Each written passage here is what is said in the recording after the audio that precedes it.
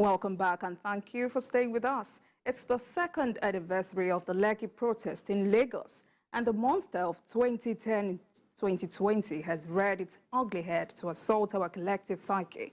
Police fired tear gas to disperse protesters who gathered at the Lekki toll gate to commemorate the second anniversary of the EndSARS movement. Several protesters ran for safety while others were arrested at the scene. Before we go into the discussion, let's share some of the video with you.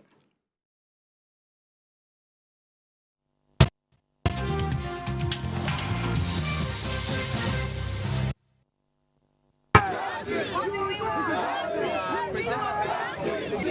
we want? What do we want? What do we want? What do we want?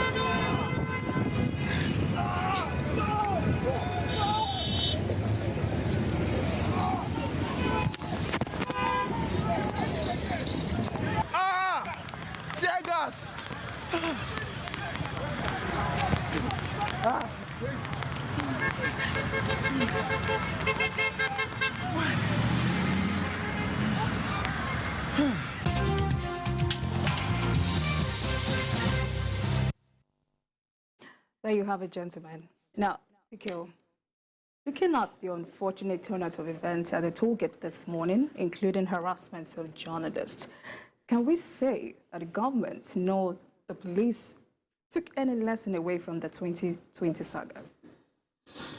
Well, whatever action the police took must have been precautionary. Many of us supported the EndSARS protests. The goal was to show that police brutality does not pay. Some of our friends have been victims. We've seen police execute suspects in broad daylight. You would think you are watching a film. So at some point, some of us felt enough was enough, and we supported the EndSARS protest, but we didn't support the burning of houses. And as I've said repeatedly,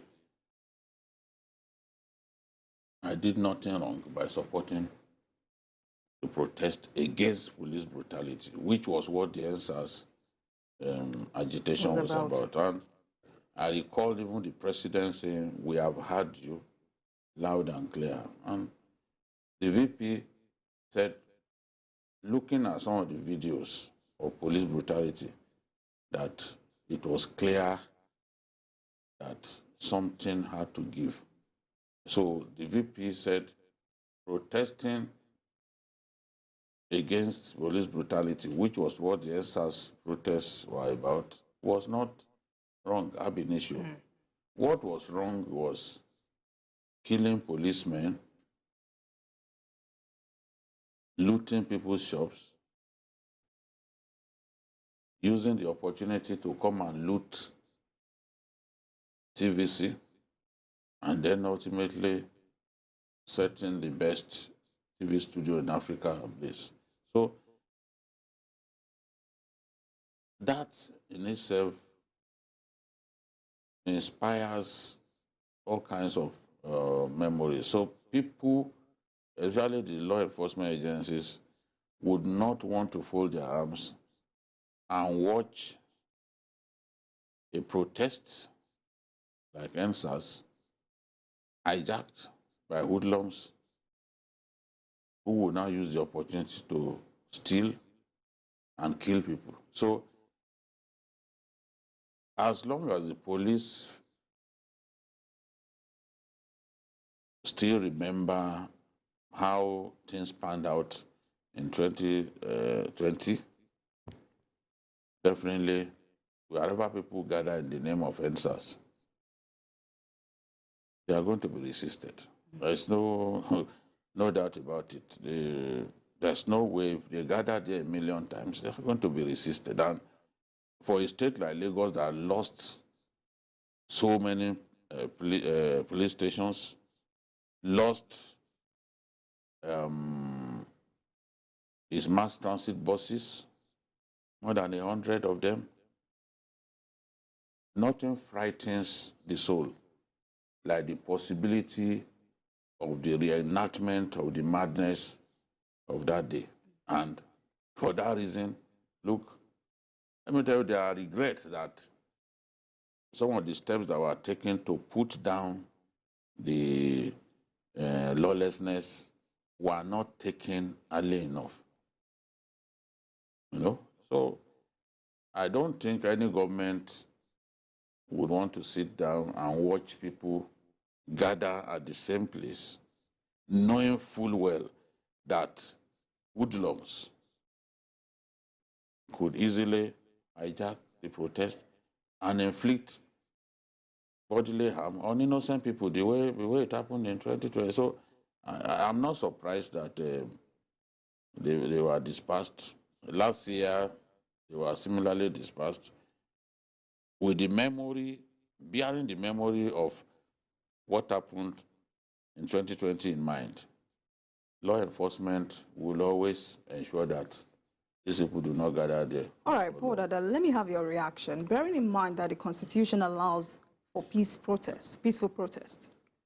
Yes, the Constitution allows for peaceful protest, but there are always limitations to the freedom we have in the Constitution. Well, I think the police took this measure when there was an obstruction.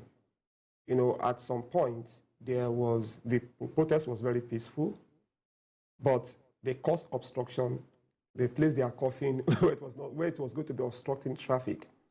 However, I might take a slightly different view from that of BKO, without necessarily downplaying the fact that the police suffered needless attacks during the EndSARS crisis when it was hijacked.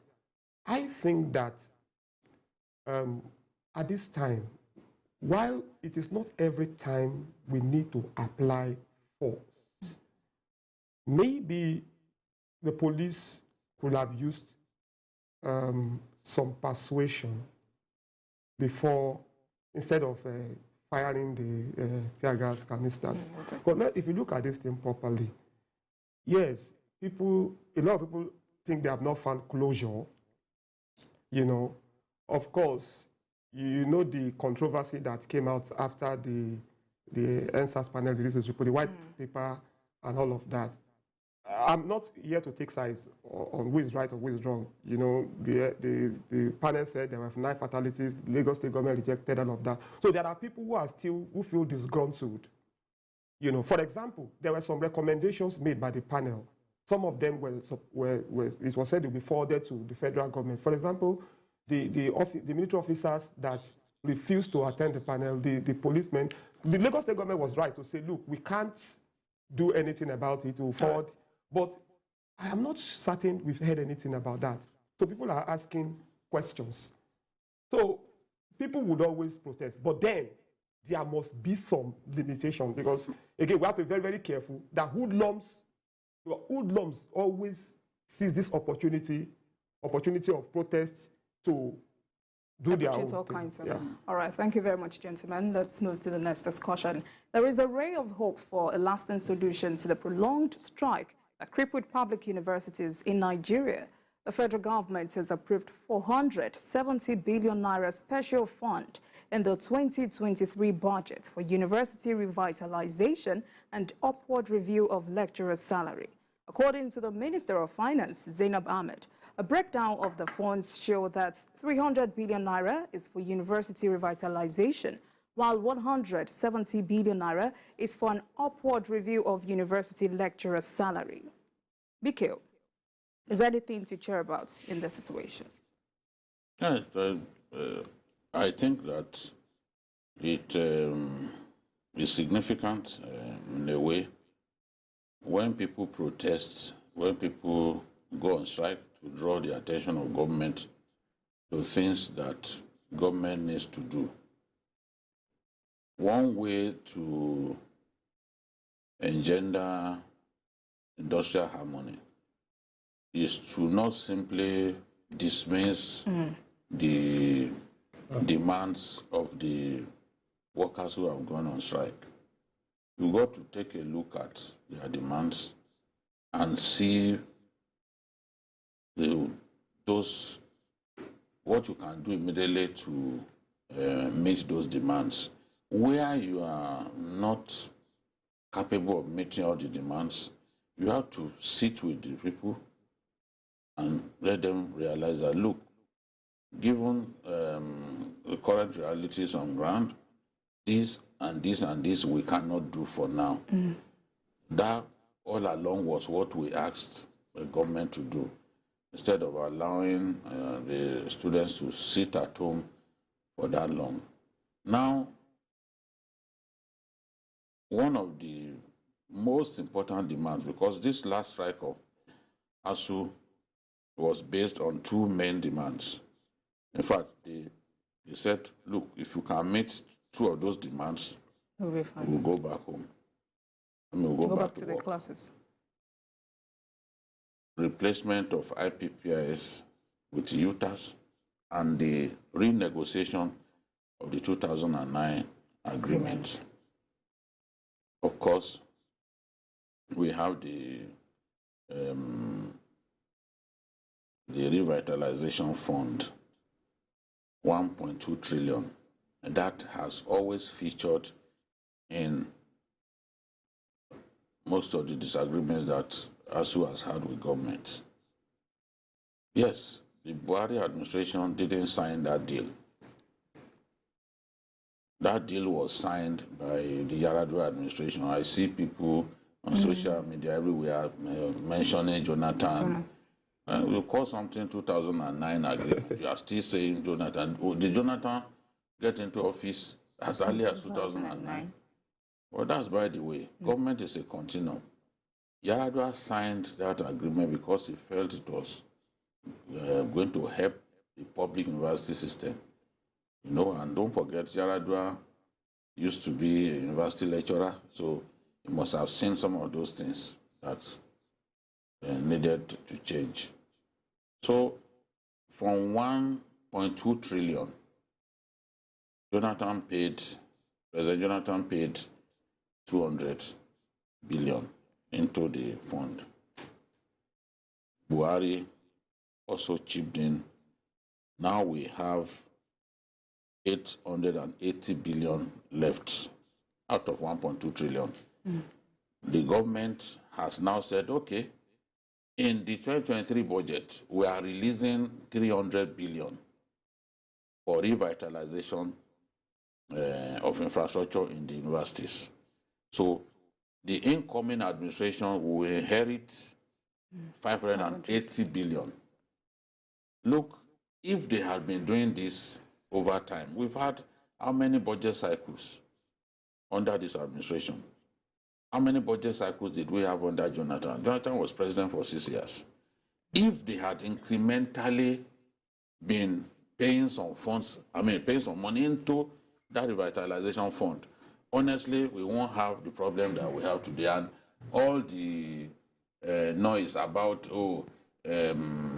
agreements that cannot be implemented. There's nothing that ASU asks for that cannot be implemented.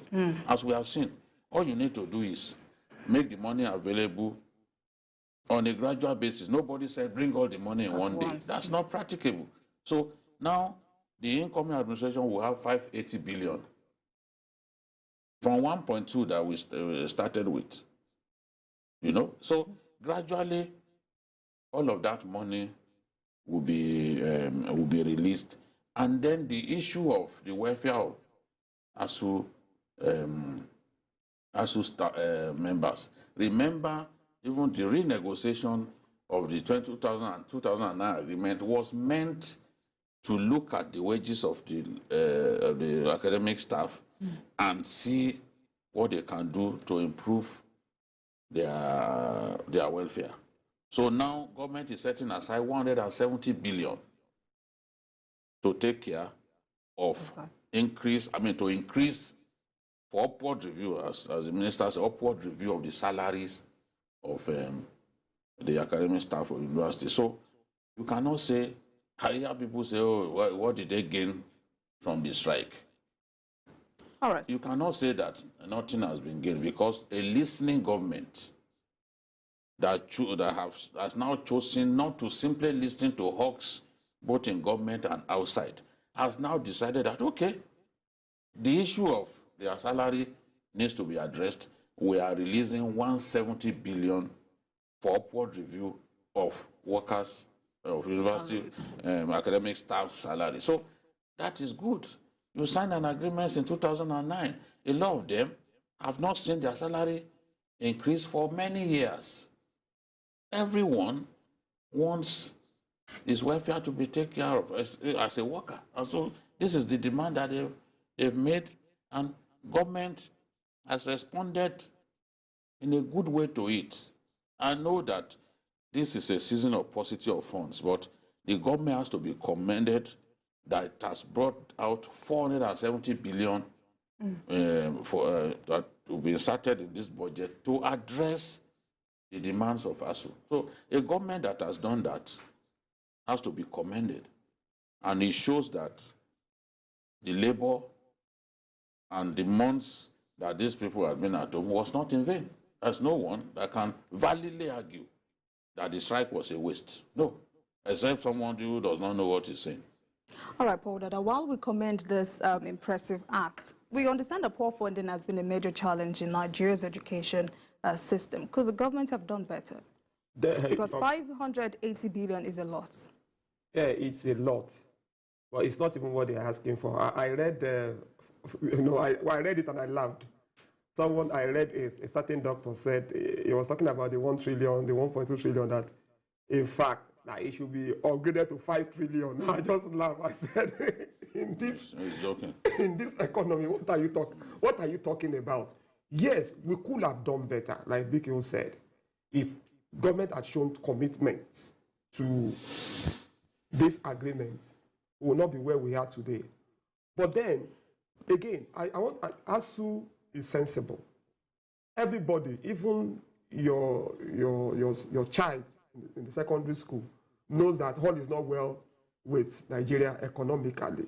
We all know what is happening. We know about it. We follow it, and we are all even feeling it's biting all of us hard. So it's a good thing. For me, it even works better than an order by a court. If the court says they should go, they should resume, and they resume grudgingly. If you work grudgingly, how will you have a very good output? You have good output.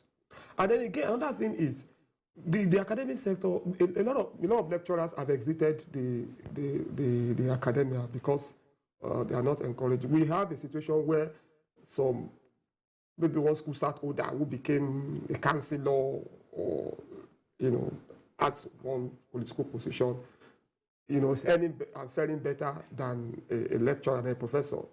That is not right. So it's a good thing, though it's come belatedly, but we must welcome it, and we're happy about it. All right, gentlemen. Bikio, 2.05 trillion naira has been allocated to education in the 2023 budget, comparatively to how much is allocated in the 2022 budget, and that is 923.79 billion naira from last year. How much of impact would this have on the system? I think that we need to do our best. We should take education more seriously. I know that we have all kinds of challenges, but the funding of education has to be better. It is even made worse now that we are setting up all kinds of schools. The funding, we are not thinking about the funding, we are just being political. We are setting up universities here and there that we can't find the money to fund. And we are not meeting the UNESCO threshold.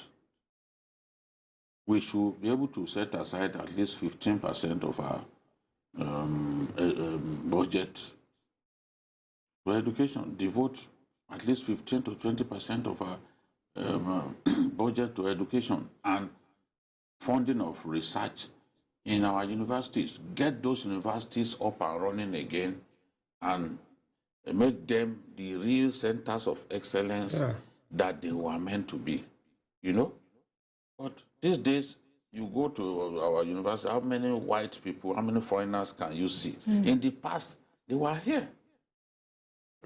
That's why some of us support the idea of bringing the peculiarities of UTAS to IPPIS. People just need to be reasonable. You can't have a situation in which some of the academics that used to come down back in your day in school. So this is the situation. Fund the universities sufficiently, fund education generally sufficiently. Why do we have a situation in which even some of this, if we go to some of our schools where we graduated, you feel like shedding tears. A governor once told me that he went to Barewa College and when he saw students hanging by the window to receive instruction, he burst into tears because they were taught by white people in the 60s. White people. And they enjoyed better They enjoyed the education. They enjoyed the quality of instruction. You know? But today, we are just allowing those schools to wither. You know, they are now a pale shadow of what they used to be. How can some people be happy that that is what is going on? Universities that made them who they are today, they are happy to see them rotting away while going to build new ones that you can't fund. You have just 3 or 4 or 5 buildings in a university and you call it a federal university. One senior person in the House of Reps said, Jide, thanks, you did that. When you were talking yesterday, I was praying that you will not mention one in my town. I said, okay, you have even reminded me. He was praying you would not mention it. He was praying. But it would have been better for you to mention it. Oh, you see, they are all to blame. Politicians who see setting up new universities as a community project, they don't know what they are doing.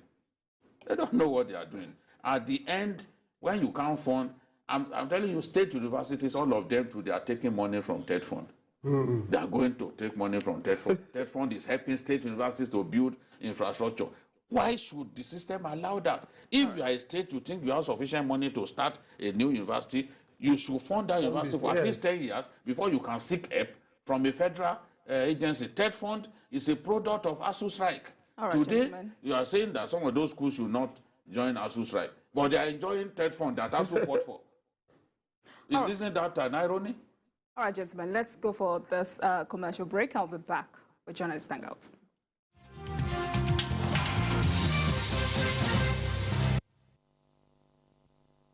The federal government, through the National Primary Healthcare Development Agency, announces the availability of COVID-19 and childhood vaccines nationwide. With the disturbing increase in reported cases of COVID-19 infections across Nigeria, protect yourself and loved ones from the harmful virus by getting vaccinated. Visit the nearest public or private health facility and mass vaccination sites today to receive the first, second or booster doses of COVID-19 vaccines. COVID-19 vaccines are given to persons 18 years and above, including pregnant women and breastfeeding mothers, while childhood vaccines are given to children from birth to 5 years for protection against polio, hepatitis, yellow fever, measles, meningitis, and other vaccines-preventable diseases. All vaccines are free, safe and effective. For inquiries, visit www.nphcda.gov.ng or call 0700-220-1122. This message is from NPHCDA in partnership with the Center for Democracy and Development, CDD, with support from MacArthur Foundation. Good afternoon, Oga. Now you be the landlord. Yes, Nami. Oga landlord, me go need 1 room for this your house, so. Okay, sure you get work where you do. Yes, I be nurse. You know go they owe me be that now. Now how much be your rent, safe? Not just 90,000 naira. Wait, this guy, where you come from, Seth? Oga, I come from Akamata. Akamata, no talk am again. My spirit and Akamata people no they ever join. Oga, wetin happen now? Come over for my compound. Na so baba thing na people sabi do for that Akamata. Come over here. Haba, Papa, wetin this innocent girl do you now? Now people like you, they spoil Nigeria, Papa. I think you don't see them now. My people, they talk, say jollof rice, we dey for bottom pot today, go dey top of cooler tomorrow. As I take need you now, so you self need me. Because now one mama we get, we be Nigeria. Make we love ourselves, because now only together we go fit make our country better for us and our children them. One heart plus one love equals better Nigeria. Now the Center for Democracy and Development, CDD, with support from the UK government, they bring in this message.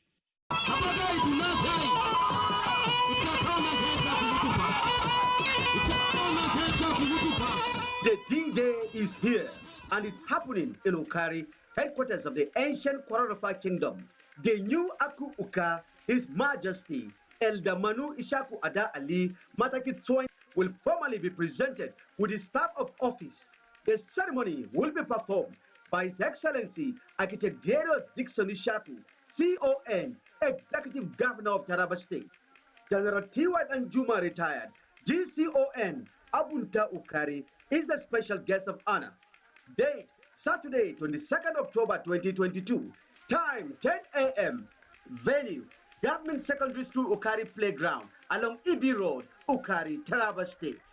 Announcer, Publicity Committee.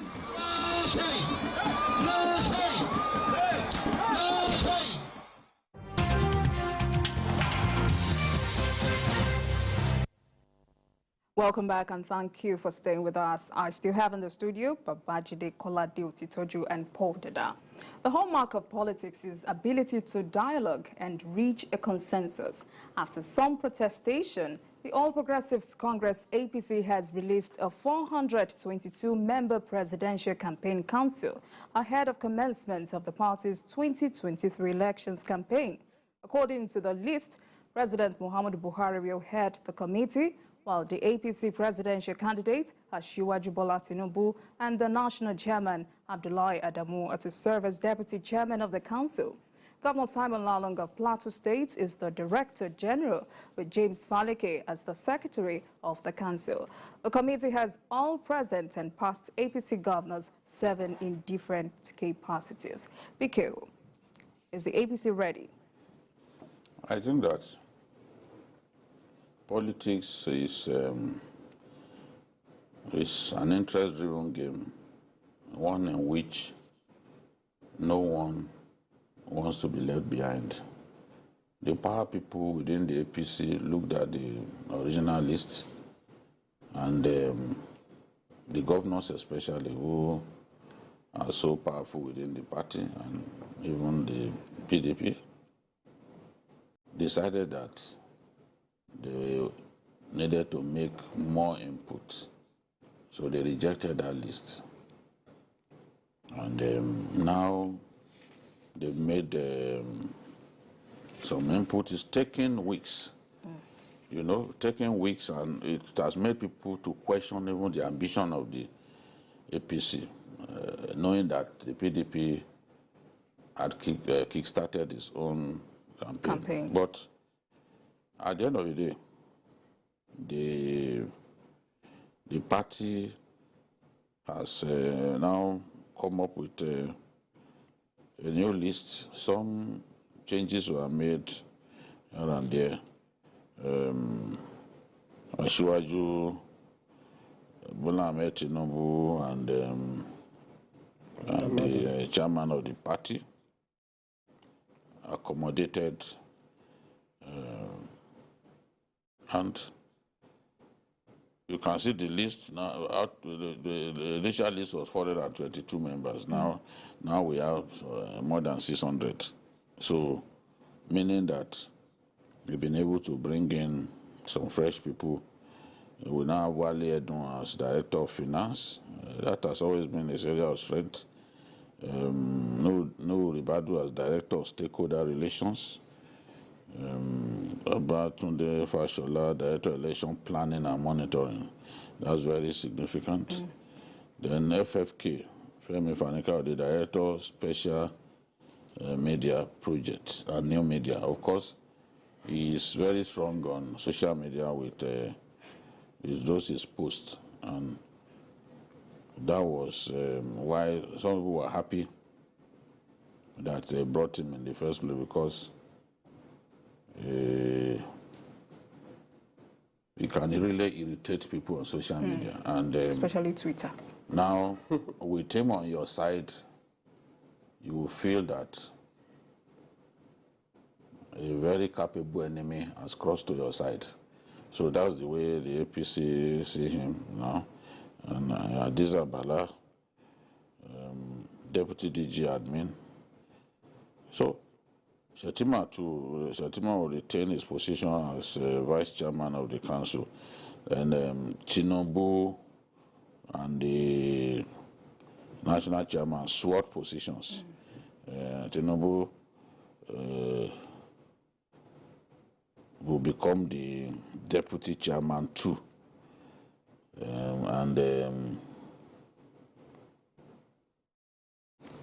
Adamu will now was named Deputy Chairman.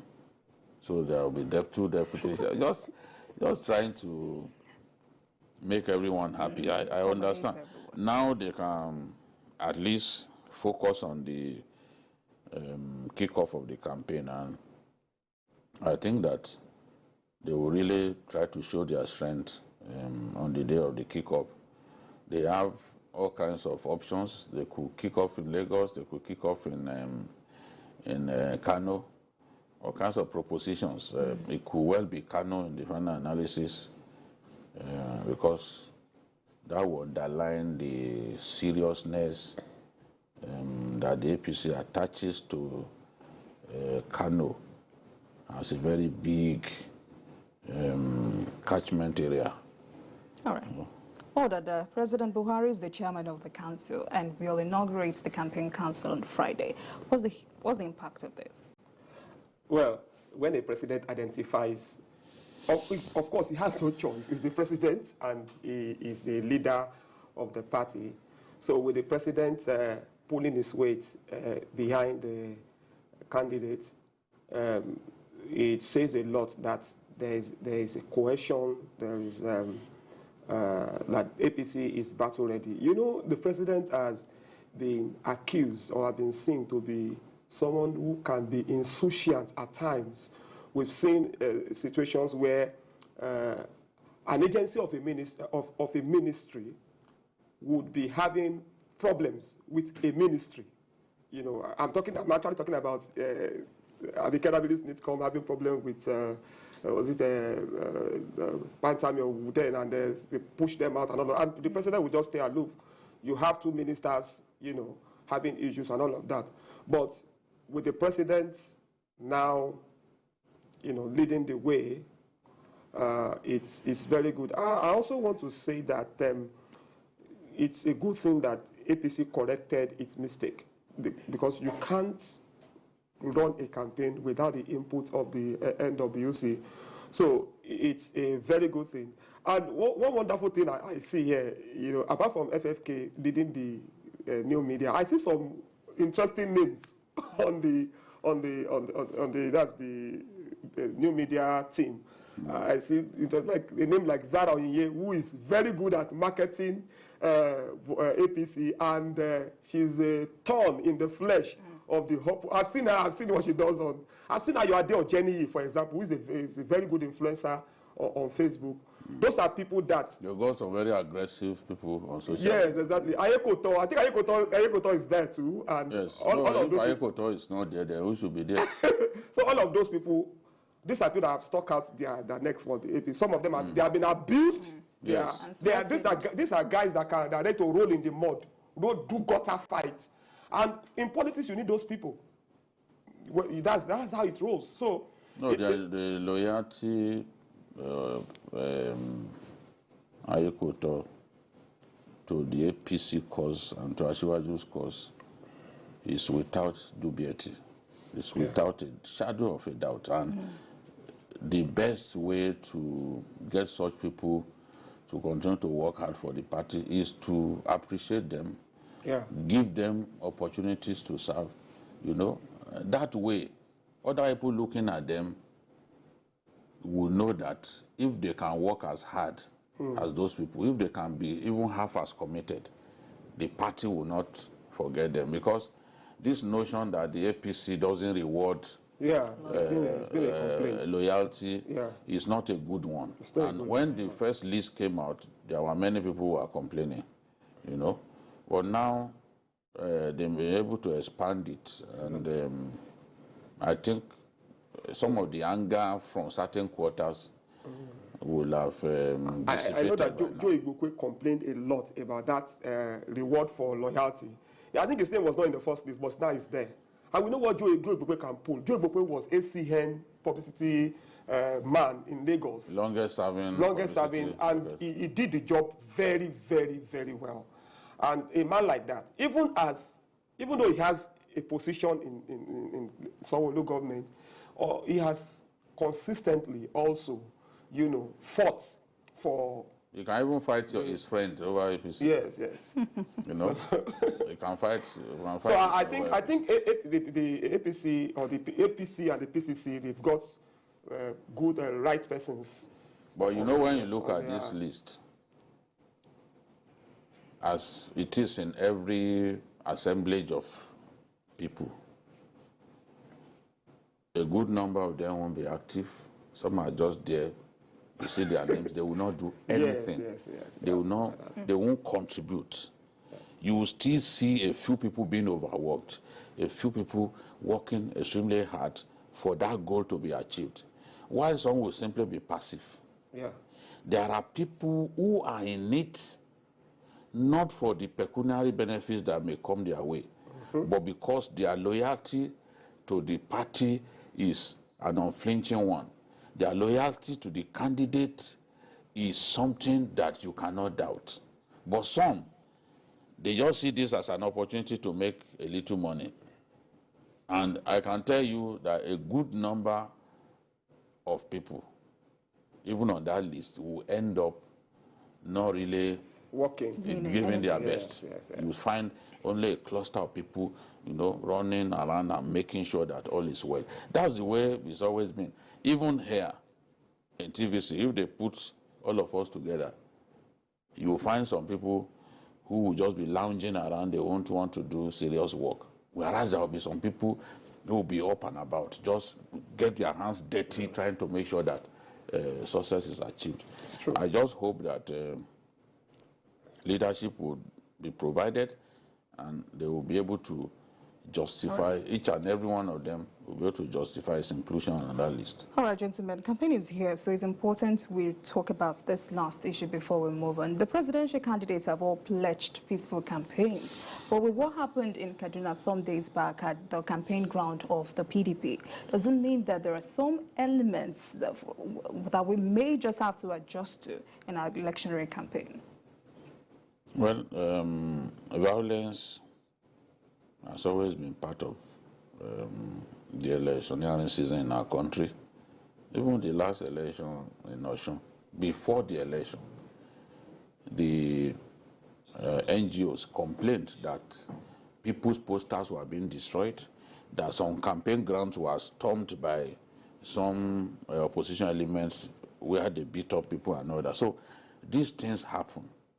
But the law enforcement agencies must make sure that where a party has elected to have a rally, the protection that they need has to be provided. And they must do this without caring about what party, you know, has asked to hold a rally at that venue. We can't have a situation in which you'll be beating up people because they chose to identify with a particular party. That is wrong.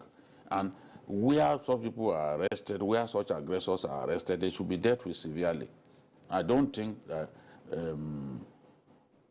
we can go far if we have a political culture that sees beating up people at campaign grounds as normal. No, it makes no sense. All right, Paul, in 2 minutes, let me have you. Definitely, violence is not the way to go. No. We must have this culture of live and let live. It's not by force that your political candidate or your candidate must win. Let Nigerians decide. Don't coerce people to vote. And if you are selling something that people are not buying, it's fine, it's their choice.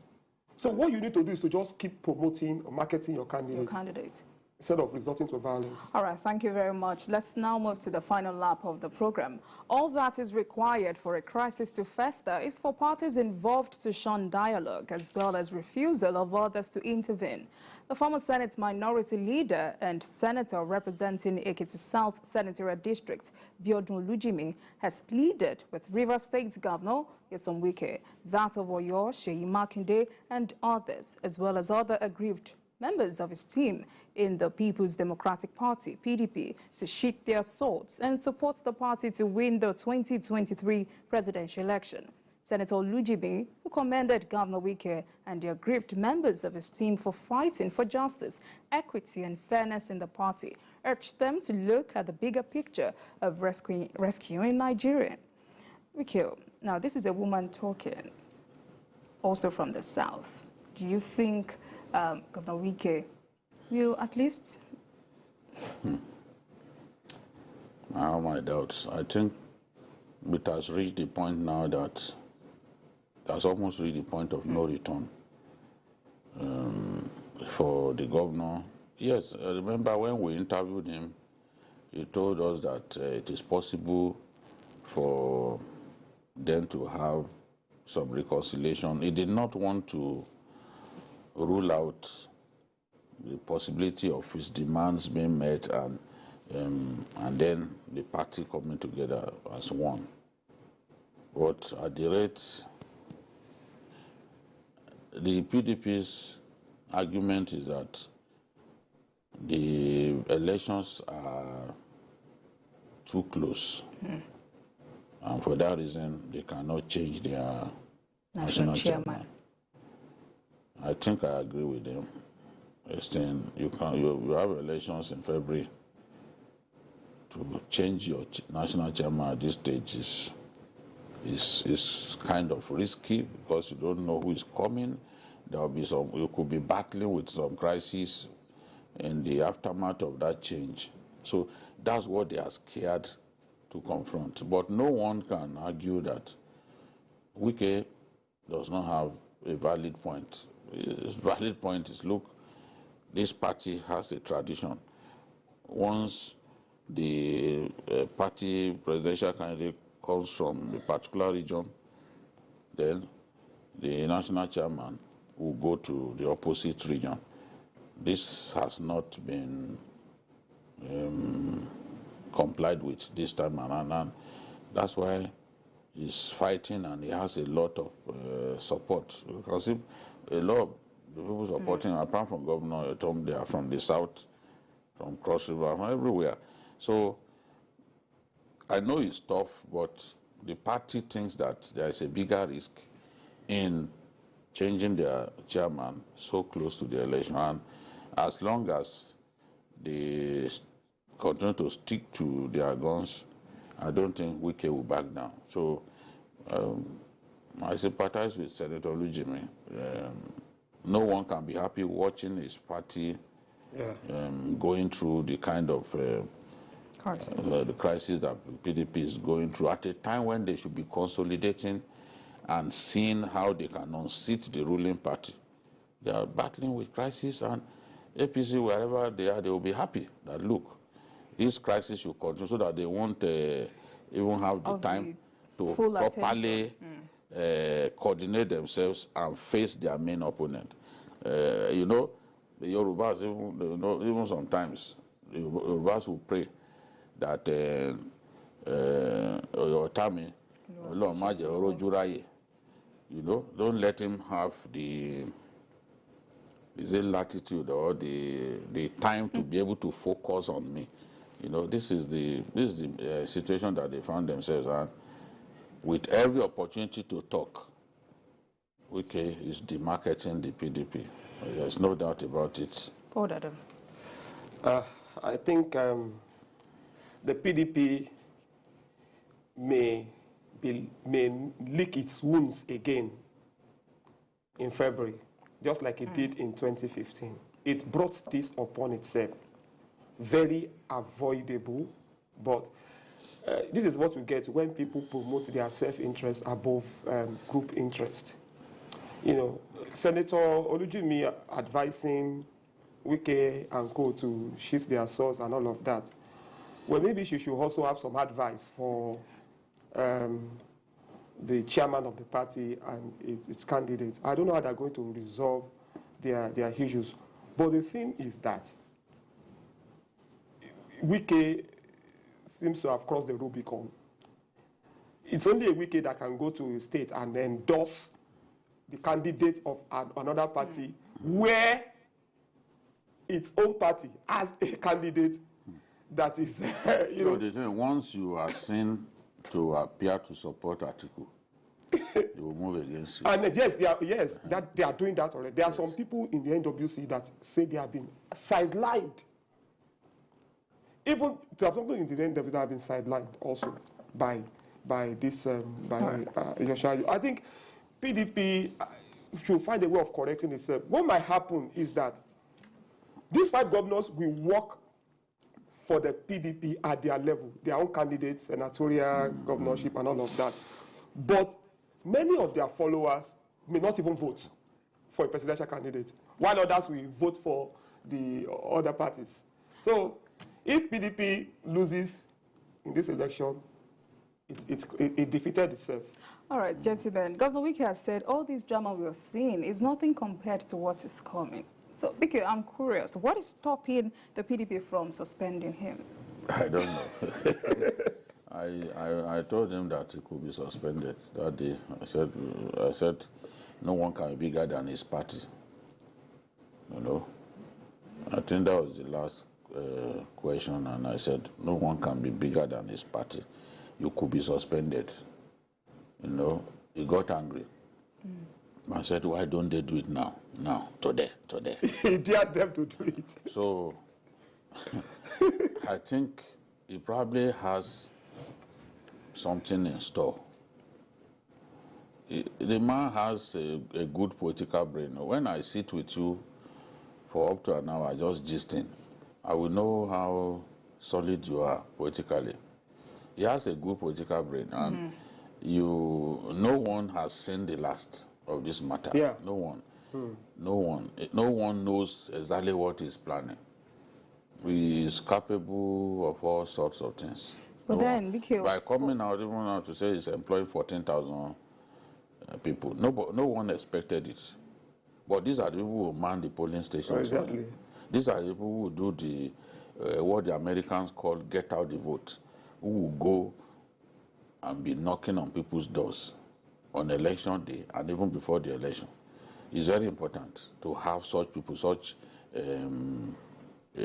people, whether they are volunteers or people recruited for that purpose. It's very important because many people don't come out on election day. You have to go and wake them up. It's time for you to exercise your franchise. Come out. It helps. And the party able to do that effectively, they always win. Yeah. They always win. So in the U.S., parties commit so much funds to the Get Out the Vote brigade. The people who help them, you know, to go and be knocking on doors and getting people to come and vote. No one knows what Wike is planning. If he says that, then I'm really worried for his party. All right, gentlemen. Now, before we go, for the purpose of this discussion and the discussion we had before now, I would like you to assess conflict prevention and resolution mechanisms of Nigeria's top 2 political parties, and that's the PDP and the APC. Have we seen any growth or? The conflicts in their midst. Of course, where you have politicians, you must always have conflicts because it's a convergence of different interests. There's some very strong interests that people don't want to let go, interests that are very important to them. It's like, for example, we've seen that happen. For example, we just talk about the PCC's stuff, but it has not been in every case. Even we see what happened in Adamawa State. There was, for the first, people were saying for the first time you had a woman win governorship election, primary, and then somebody took her to court, and the court said, you don't have candidates. That's what the court said. You don't have a candidate. Now, the point is, I think politicians still have a lot to learn. We've seen cases where matters were resolved amicably, but there's a lot politicians need to learn on giving up selfish interest for the group one. Thank you very much, Mr. Podada. Let's quickly take Campbell from Kano. Hello, Campbell. Thank you, my sister. To ask you people is that what is Wiki wants to do that Alimadu Sheriff has not done? That is my question. Thank you. No, there are different. Alimadu Sheriff was not a sitting governor. Wike controls the state that gives PDP the most votes. Yes. The Rivers is guaranteed to give PDP more than 1 million votes, a little more than 1 million votes every time. So you can't wish him away, and he is the main financier of the party. Yeah. A lot of the people who won primary elections, he actually sponsored them. So somebody who has such a war chest, when he's against you, it's dangerous because he can use the resources at his disposal to fight you at every turn, even in different states. Yeah. So that's why you can't even be compared to Alimadu Sheriff. Alimadu Sheriff was largely using the courts. Yeah. And that time was not an election time. It was with the prospect of facing the election with this crisis is a dangerous one. And when Wike wanted him out, he was out. So, I mean, Alimadu Sheriff. Yeah. No, the courts. He later lost in court. Yes. And Akarfi became. Yes. Yes, he became the national chairman. You know, one of the allegations against Wike is that when he wants someone out, he gets it. He wants Secondus out, he wants it. But he's at a position of advantage. You know. In politics, you can't always have your way. Yeah. The reason crisis fester in parties, as you asked, is because many politicians are not prepared to give up their personal interest for the collective interest. People insist, no, it has to be my person. It has and sometimes that person that you are insisting upon is not even validly qualified. You know? So, all right, thank you crisis, very much. and when you now cheat those people, they go to court. Ikeo, thank you very much for your insight on all our discussions today. Mr. Podada, thank you very much for coming. And thank you very much for watching. That's all on Journalist Hangout today. Join us tomorrow for another episode of the program. You can watch the repeat broadcast of this episode tonight at 11. Join us on Sunday from 1:30 to 3:30 p.m. for Journalist Hangout on Sunday. We are on YouTube at youtube.com/TVC News Nigeria. I am Olajumoke Olatunji. Bye for now, and God bless Nigeria.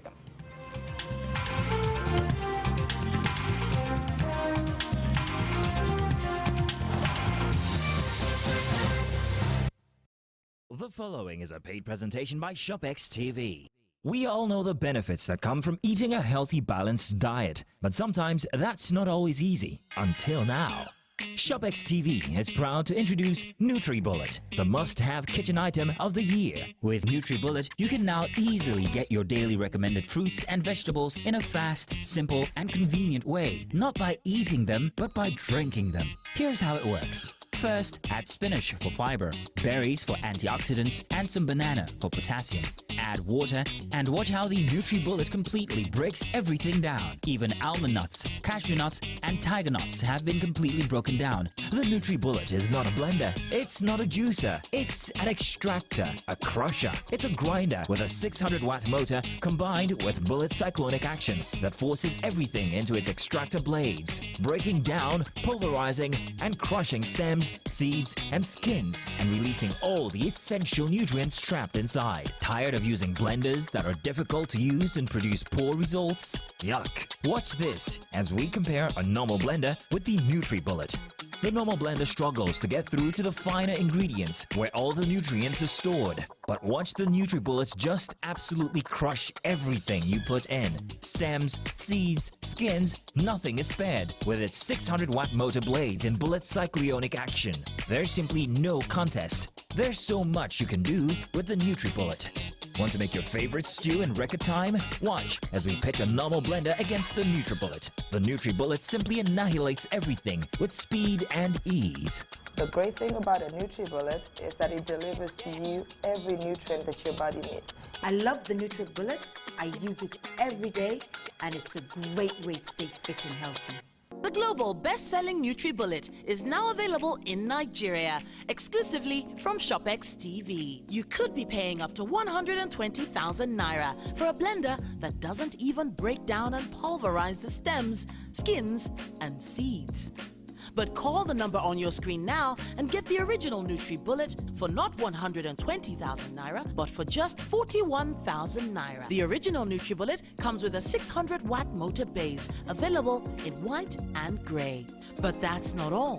Why not upgrade your NutriBullet from 600 watts to 900 watts with ShopX TV's NutriBullet Pro, now available in white, gold or grey for just 48,000 naira. And we're still not done. If you order now during this commercial, you can get 2 600-watt NutriBullets for just 69,950 naira. But hurry, this exclusive ShopX TV offer is for a limited period only. So call now while stock lasts. The proceeding was a paid presentation brought to you by ShopX TV. The National Assembly is a busy place. As the bastion of democracy, it is a place where bills are presented, motions debated, laws made, and the yearnings of the people are laid bare. Come with us as we take you through the workings of the National Assembly. We take you through plenary, committee meetings, and probes, all to ensure smooth working of the democratic process.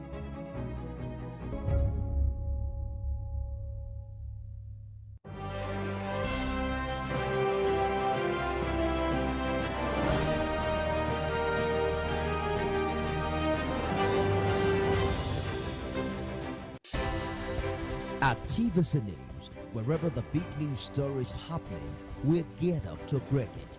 TVC News, first with breaking news.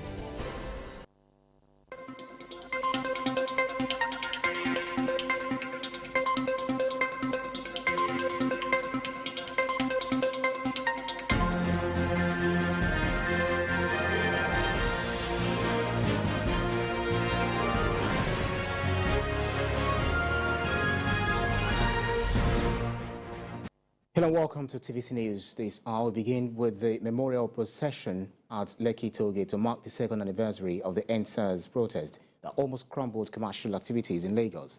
While marking the day, the police fired tear gas at the Lekki Tollgate to disperse the protesters who were